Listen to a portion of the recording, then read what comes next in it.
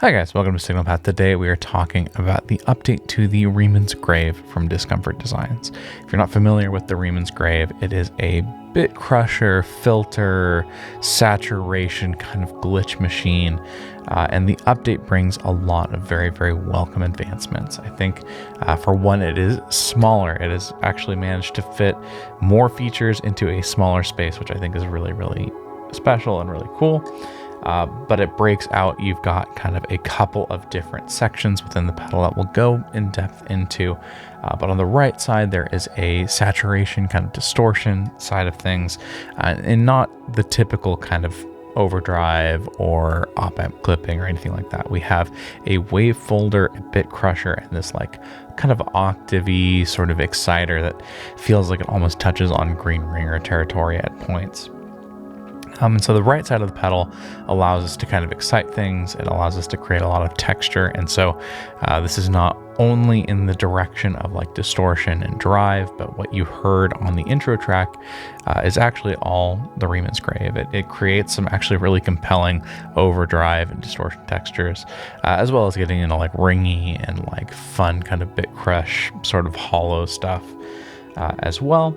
And then the left side is a state variable filter with a couple of automation features. It allows you to basically set a manual cutoff and manual resonance, or you can have the pedal automate it with sample and hold modulation, or this kind of wandering, sort of meandering sine wave that doesn't ever get too regular, so that it feels like it breaks up monotony and regularity in your playing, which especially for like leaving a cycling filter on, I think is really, really helpful. And the magic of this pedal, and I think this is a feature that I hope gets kind of rolled out to more of Discomfort Designs pedals, and I just think it's like something to take note of for the industry at large, because I think this is the coolest point of innovation is this jitter knob. In the top right, we have a knob that basically automates other knobs, and it's not crazy and clunky the way that I think sometimes the Chase Bliss implementation can be, where it's you want to turn a knob all the way from here to here over and over and over again. Jitter handles this in a very, very interesting way and a very, very musical way.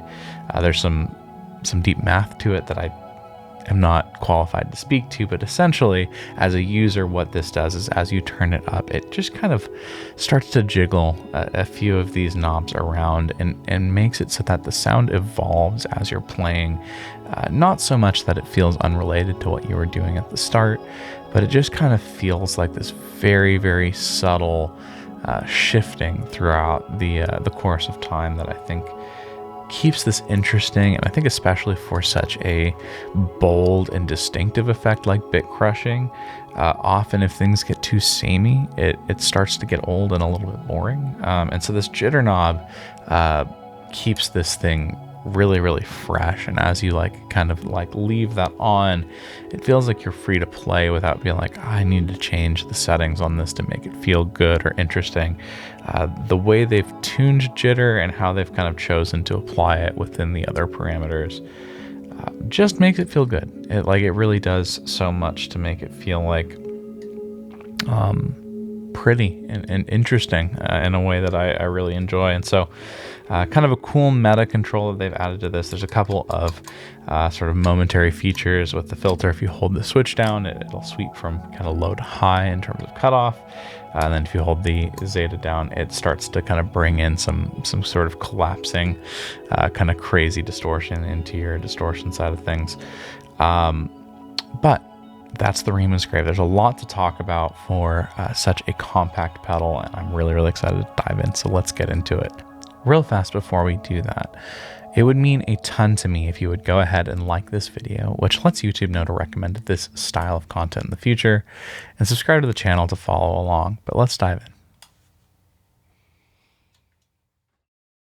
All right, let's take a look at the Riemann's Grave. I'm playing my Suhr Alt T Pro into the main pedal board, out to the quad Cortex, and that is all being captured through the pre-Q22s from Hammock Hill Audio. Sounds like this.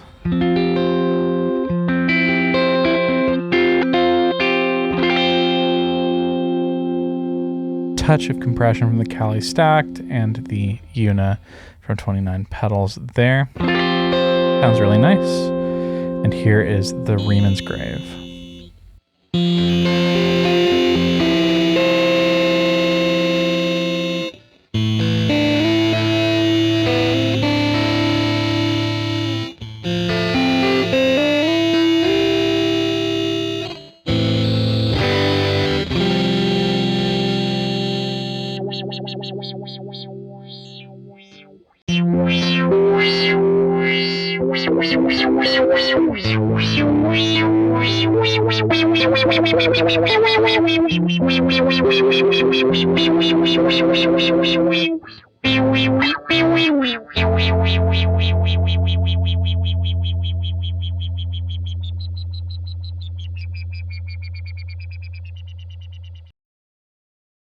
So what are we looking at here? The Riemann's grave essentially has two sections. On the right side, the zeta function side, we have essentially three forms of distortion and saturation that kind of lean towards the glitchy and digital. That has some really, really cool uses. And if you listen to the intro track, all of the saturation outside of a little bit of boost from compression was coming from Riemann's grave. It has everything from distortion to bit crushing and glitchy kind of textural stuff. And then it has a filter on the other side. And the combination of these two, there are some really, really creative ways to use them separately, but also kind of the sum of the parts is much greater than kind of the two individually. And so let's go quickly through our controls. So in the top center mix, very, very important when we're talking about this kind of effect. Definitely something where things can get out of hand quickly if we're not careful. And so, you know, some of the more extreme settings benefit from having a lower mix. Kind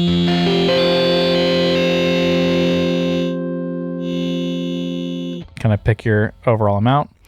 Resonance is going to refer to our filter resonance. So if we turn all of this to center for a moment here, you can kind of hear where the filter cutoff is.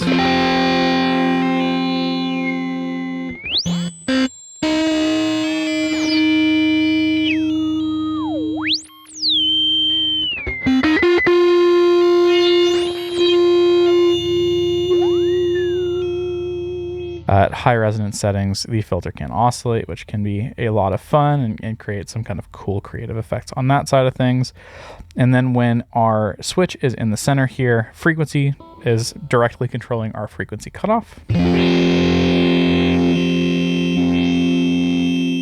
go full mix for a minute.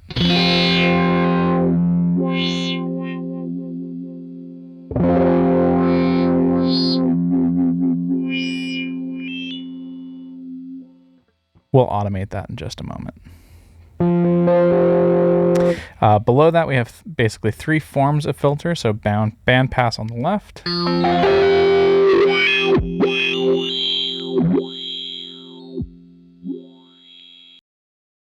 Low pass in the middle.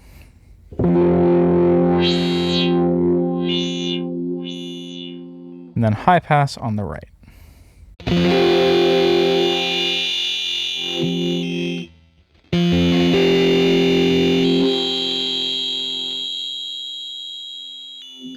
I would say for the most part, low pass is kind of where I tend to live conventionally, but there are really kind of cool uses for all three of these. And when it comes to depth, we're going to talk about this modulation switch. On the left side, it's kind of some sample and hold style randomized.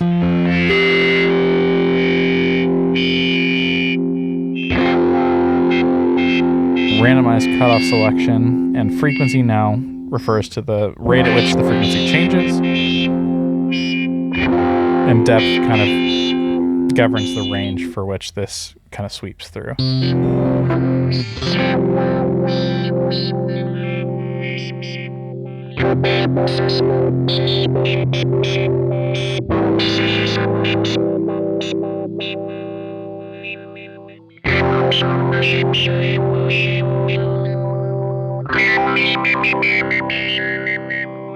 On the right side, we have a wandering sine wave. We bring that rate down a little bit.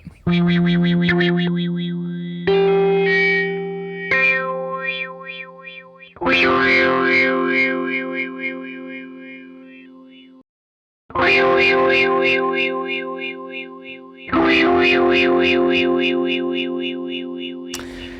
then on the top right, we have jitter, and jitter is kind of the special sauce of this pedal. It sort of, in this really kind of unique way, allows us to sort of just on a very randomized and subtle level, change our parameters on kind of this automated basis. So without jitter,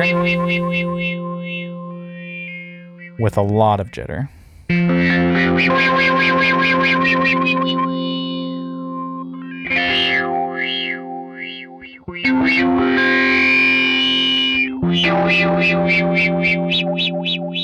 And basically what this is doing is sort of randomly turning groups of our knobs in order to change the sound kind of underneath our playing while we're kind of running this. And you can choose, basically how random and how frequently this is being changed. But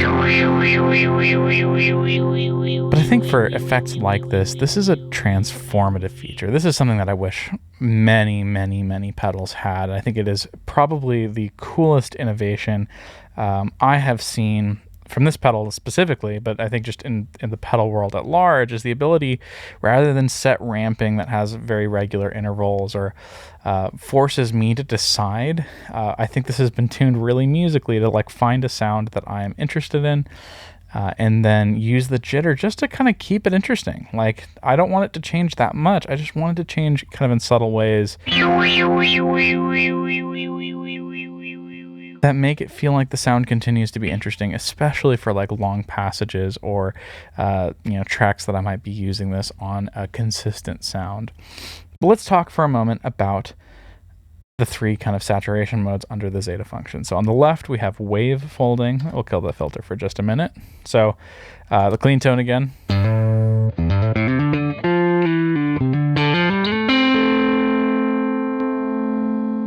And we've got wave folding.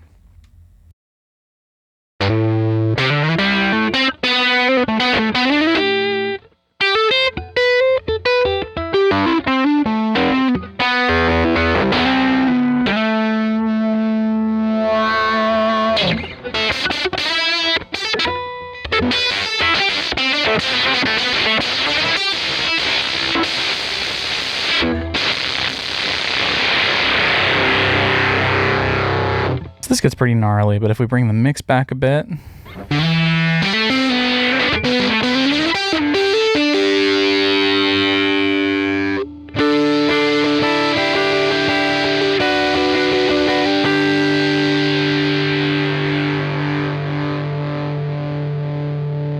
and this is the first kind of clever use of the two sides together. We can use the low pass filter as kind of a tone control.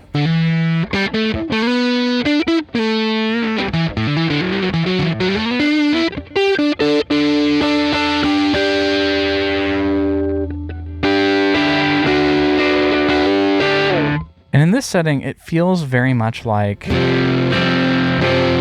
that like clean sort of drive saturation thing that like the harmonic percolator does really well.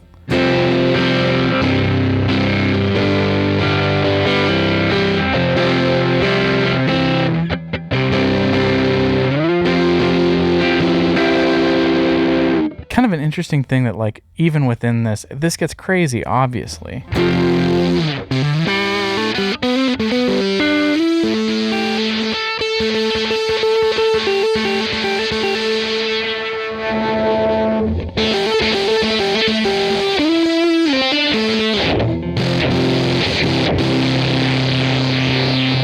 But if you bring the mix back and you bring the overall kind of like level back, it just kind of has this nice like almost transparent overdrive thing going on.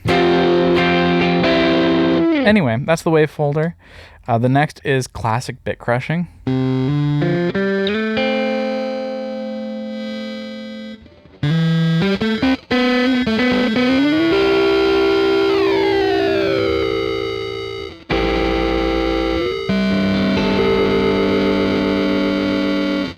And for my ambient folks, this is, I think, where the money is. You bring the mix back, you leave the bit crushing pretty high.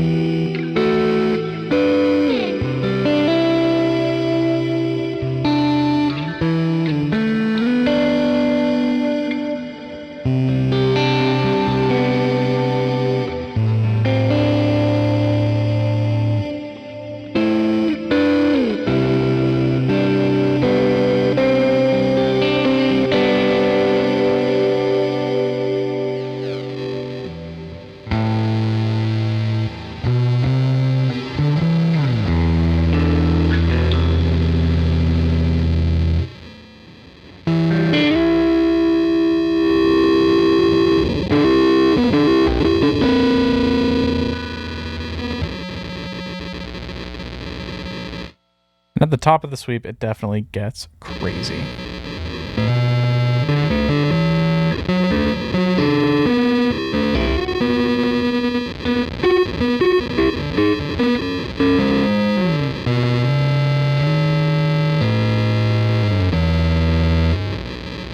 But I think it is a very, very cool texture to use in a variety of ways. And the last one is this kind of octave distortion.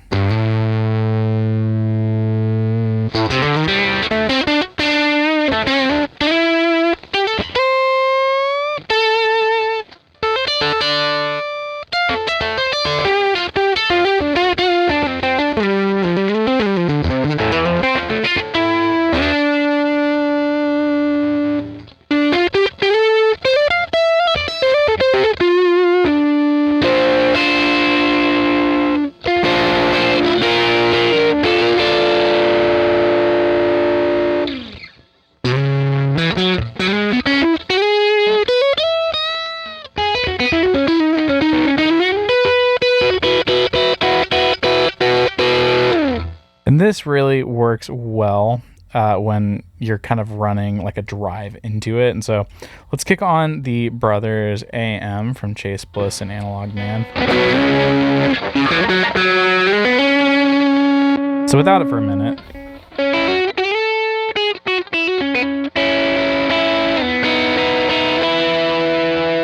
Riemann's Grave back in.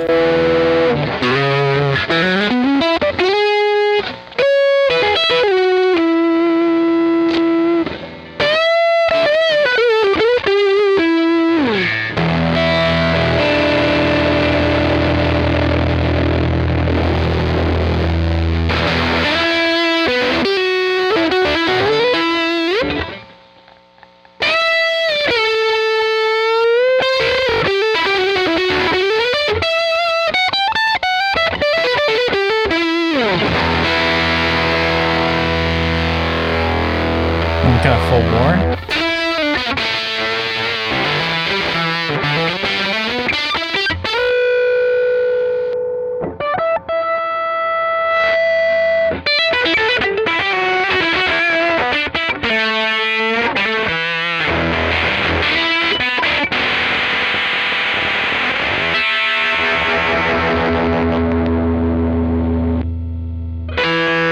Some really crazy stuff within this, but then kind of what I've really been enjoying with this is if we go back to like bit crushing and kind of engage some of our randomized filter again, the way that this builds into ambient tones and textures. And so if we kick on some like delay and reverb with the filter on random and a little bit of bit crushing and a little bit of jitter.